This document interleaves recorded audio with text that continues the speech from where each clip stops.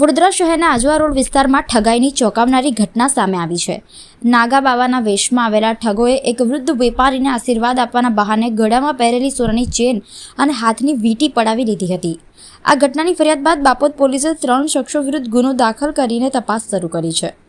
મળતી માહિતી મુજબ આજવા રોડ પર કમલાનગર તળાવ પાસે સૌજન્ય ટાઉનશીપમાં રહેતા સુરેશચંદ્ર દલપતરામ રાણા દિવાળી પર્વે HDFC બેંક સામે ફટાકડાનો સ્ટોલ ચલાવતા હતા। ગત તારીખ 19 ઓક્ટોબરના રોજ બપોરના આશરે 3:30 વાગ્યે નંબર પ્લેટ વગરની કાર ત્યાં આવીને ઊભી રહી હતી। કારમાં 3 વ્યક્તિઓ હતા। એક નાગા બાવાના વેશમાં એક ડ્રાઈવર અને એક પાછળની સીટ પર બેઠેલો શખ્સ। ડ્રાઈવરે સુરસાગર જવાનો રસ્તો પૂછ્યો અને બાદમાં વેપારીને બોલાવી નાગા બાવાનો આશીર્વાદ લેવા કહ્યું। વેપારી કારની બારી પાસે ગયા ત્યારે નાગા બાવાએ તેમના માથા પર હાથ મૂકી આશીર્વાદ આપ્યો અને વાતચીત દરમિયાન વેપારી પાસે રહેલી વીંટી અને સોનાની ચેન માંગી લીધી। વેપારી આપ્યા બાદ ડ્રાઈવરે કાર આગળ લઈ જવાના બહાને કાર દોડાવી દીધી અને 3 શખ્સો સોનાની ચેન અને વીંટી લઈને ભાગી છૂટ્યા હતા। વેપારીએ બૂમ મચાવી છતાં ઠગો ભાગી છૂટ્યા હતા।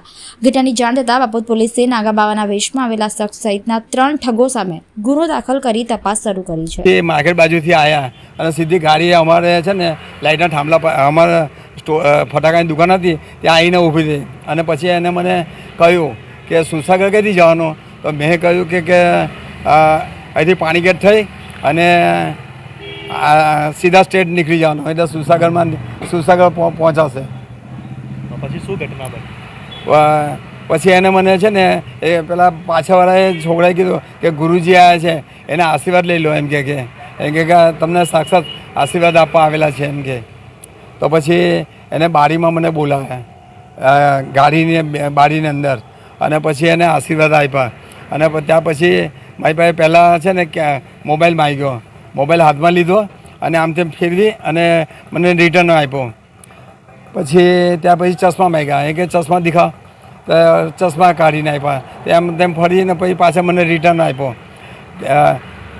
થોડી વાર પછી મને કહે છે કે આ વીંટી દેખાવો, તો પછી મેં વીંટી કાઢીને આવેલી એના હાથમાં, તો વીંટી મને પાછી આવેલી અને કે તુમ દોડા નિકાલ सकते हो? મેં બોલા હા। પછી દોડો કાઢીને આવેલો, પછી વીંટી પણ માગી લીધી અને આમ તેમ કરીએ અને પછી એને કંઈ વજન જેવું જોયું અને પછી કે થોડે આગે જાકે મેં વાપસ आता हूँ એમ કે દેતા હું।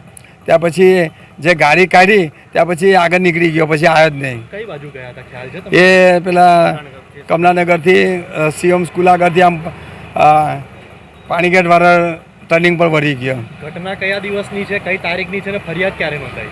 એ 19 તારીખે રવિવાર હતો અને 7 થી 4ના ગાળામાં આવું બન્યું।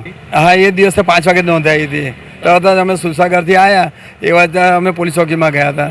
એ સાહેબે અમારી પાસે બધી પૂછપાછ કરીને લખી હતી ખરી, પણ એ અરજી કંઈ અંટવાઈ ગઈ લોકો એમનાથી વિપુલ સાહેબ કરીને હતા।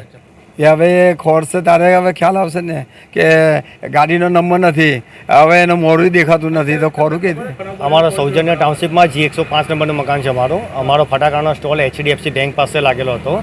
હવે તે દિવસે કંઈક પપ્પા જમવા આવ્યા, મેં જમવા આવ્યો ને પપ્પા ત્યાં આગળ દુકાને ઊભેલા। તે ટાઈમે કંઈક નાગા બાવા આવેલા અને એમની જોડતી આવતી અછોડોને વીંટી કઢાઈને લઈ ગયા।